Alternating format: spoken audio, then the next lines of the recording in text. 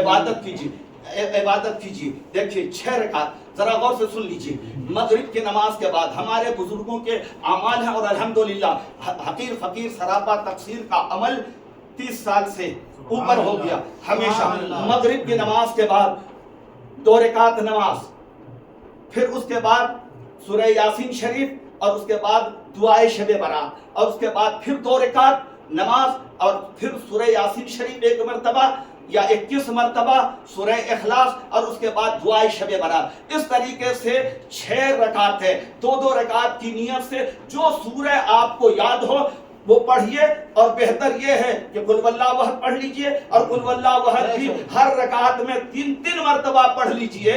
تو آپ کو یہ سمجھیے کہ 6 ختم قرآن مجید کا تو ثواب مل ہی جائے گا.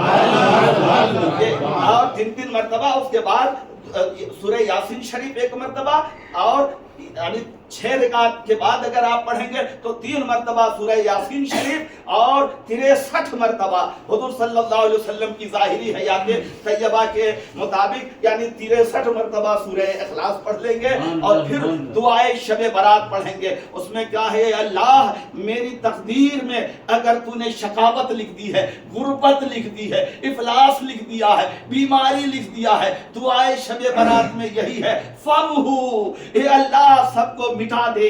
جو یمحو اللہ، تیرا ہی فرمان سورہ رعد 13ویں پارے میں ہے، یمحو اللہ ما یشاء ویثبت وعندہ ام الکتاب.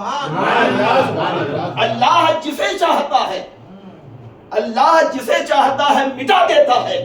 کوئی ملا نہیں مٹا پائے گا، لیکن اللہ کے پاس لوح محفوظ ہے، اور قرآن کا مسودہ اسی کے پاس ہے، سب کی بندوں کی تقدیر اسی کے پاس ہے. کون اچھا ہے، کون برا ہے، کون امیر ہے، کون غریب ہے، کون بے اولاد ہے، کون صاحب اولاد ہے، کون شادی شدہ ہے، کون شادی شدہ نہیں ہے، کون ماں باپ کا مطیع و فرما بردار ہے، کون ماں باپ کا مطیع و فرما بردار نہیں ہے، کون ظالم ہے، کون عادل ہے، سب اس کے پاس لکھا ہوا ہے. یمحو اللہ ما یشاء.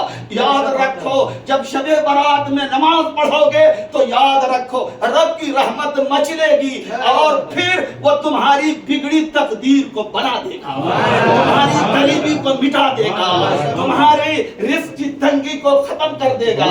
پہلی 2 رکعت نماز پڑھو تو درازگی عمر بالخیر کی نیت سے، اور دوسری 2 رکعت پڑھو تو ترقی رزق اور وسعت روزگاری کی نیت سے، اور آخری جو 2 رکعت پڑھو گے تو وہ دفع آفات و بلیات کی نیت سے. تو یہ 6 رکعتیں نماز ہیں. اور اس کے بعد آپ کیا کیجئے کہ 14 تاریخ کو سورج ڈوبنے سے پہلے یعنی کل جیسے اتوار 14 تاریخ ہے، تو عصر کی نماز کے بعد سے لے کر سورج ڈوبنے سے پہلے یہ مفتاح الجنان میں روایت ہے، مفتاح الجنان میں ہے کہ جو لا حول ولا قوت الا باللہ العلی العظیم 40 مرتبہ اور 100 مرتبہ درود پاک پڑھے گا، اللہ تبارک و تعالی اس کے سارے گناہوں کو مٹا دے گا، اور کل جب جنت میں جائے گا تو اس کی خدمت کے لیے اللہ تعالیٰ اس کے لیے 70 یا 40 جنتی حور عطا فرمائے گا.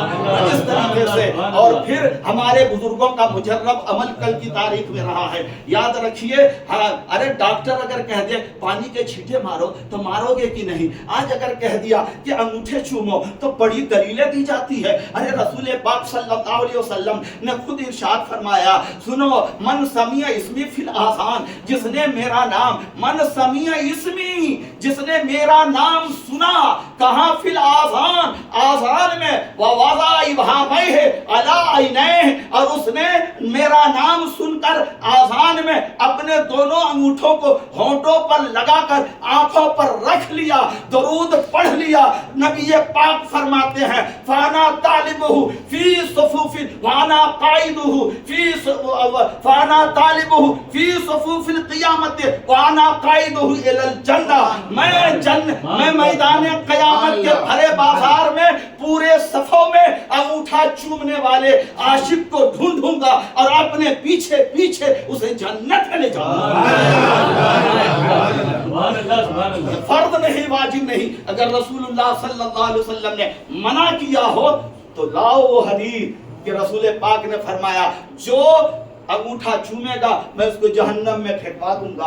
अगर ऐसी हदीस हो ले आओ, हम भी अमल कर लेंगे। लेकिन अगर डॉक्टर कह दे पानी का छींटा मारो, अगर कह देंगे बुखार है तो ऊपर तुमसे कहा कि तुम ठंडे पानी की पट्टी रखो, तो बताओ रखोगे कि नहीं? तो इलाज के तौर पर आंख, हजरत इमाम हसन फरमाते हैं जो अंगूठा रखेगा उसकी आंखें न दुखेंगी, वो अंधा न होगा। इलाज ही समझ करके अंगूठा रखो, नामे नबी की बरकत से तेरी खोई हुई बीनाई में इजाफा हो जाएगा। इसलिए इन बातों का ख्याल रखिए, शरीयत और सुन्नत का पाबंद बनिए।